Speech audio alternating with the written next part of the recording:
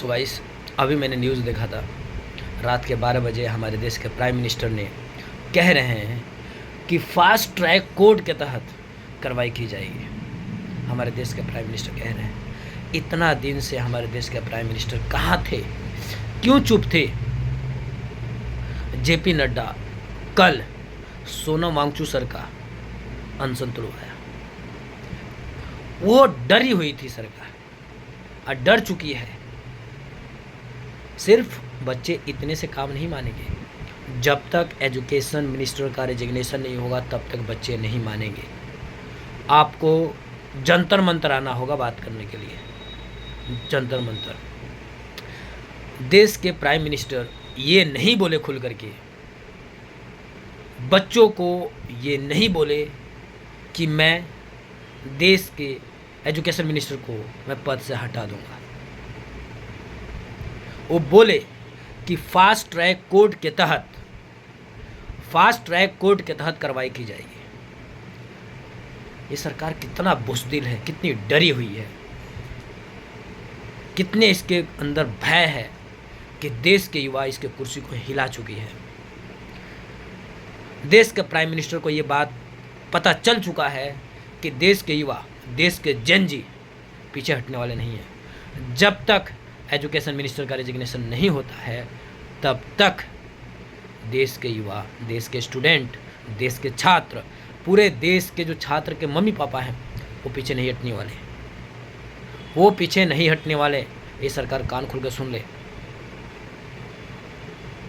और देखो कितनी बड़ी बात है। एक बात और समझने की कोशिश करो।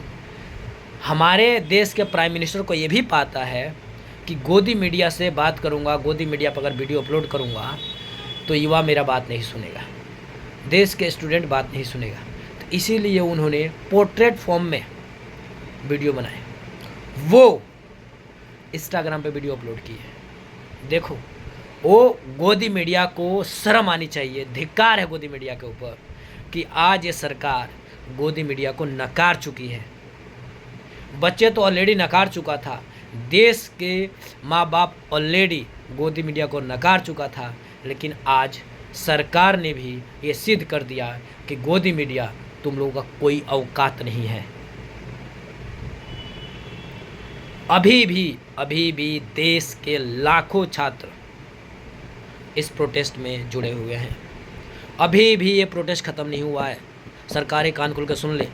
अगर आज इसी वक्त एजुकेशन मिनिस्टर का रेजिग्नेशन दे देते हो, उनको पद से हटा देते हो, तो आज के आज ये प्रोटेस्ट ख़त्म हो जाएगा।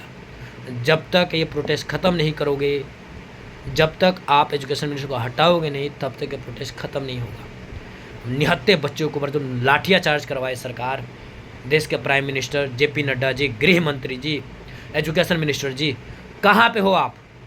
अमित शाह, धर्मेंद्र प्रधान, प्राइम मिनिस्टर, कहाँ पे हो आप सभी? क्यों सोए हुए थे इतना दिन तक? क्यों इतना दिन सोए हुए थे कि हमारे सोनम सर को इतना समय लग गया उपवास को तोड़ने के लिए? पहले इसी सोनम सर के बारे में चीन का एजेंट बोला जाता था।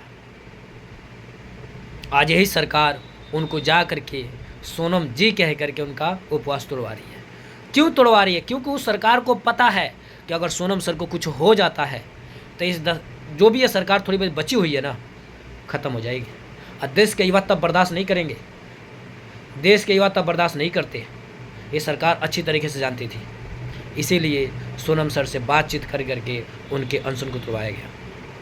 लेकिन आज भी अभी भी सोनम सर, उनकी वाइफ और देश के लाखों स्टूडेंट, जंतर मंतर प्रोटेस्ट करने वाले सारे स्टूडेंट, सारे छात्र, मेरे जो साथी आज गए हैं प्रोटेस्ट में, उन सभी के द्वारा और मेरे द्वारा ये क्वेश्चन पूछा जाता है कि सरकार, एजुकेशन मिनिस्टर का रेजिग्नेशन कब लोगे?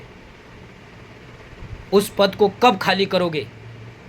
मैं तो कह रहा हूँ कि सोनम सर का एजुकेशन मिनिस्टर बना दो। जो पढ़े लिखे इंसान हैं, एक साइंटिस्ट हैं, उनको अच्छी तरह से पता है कि बच्चों के हित के लिए क्या करना है। लेकिन ये सरकार कभी ऐसा करेगी नहीं। डरपोक है ये सरकार, डरपोक है ये सरकार। डर चुकी है ये सरकार, डर चुकी है। पूरा अंदर तक वो कुर्सी हिल चुका है उस सरकार का। लेकिन सरकार कान खोल कर सुन ले, देश के युवा पीछे हटने वाले नहीं हैं, देश के स्टूडेंट पीछे नहीं हटने वाले हैं। जब तक एजुकेशन मिनिस्टर का रेजिग्नेशन नहीं होता है तब तक ये प्रोटेस्ट खत्म नहीं होने वाला है। जय हिंद साथियों, भारत माता की जय।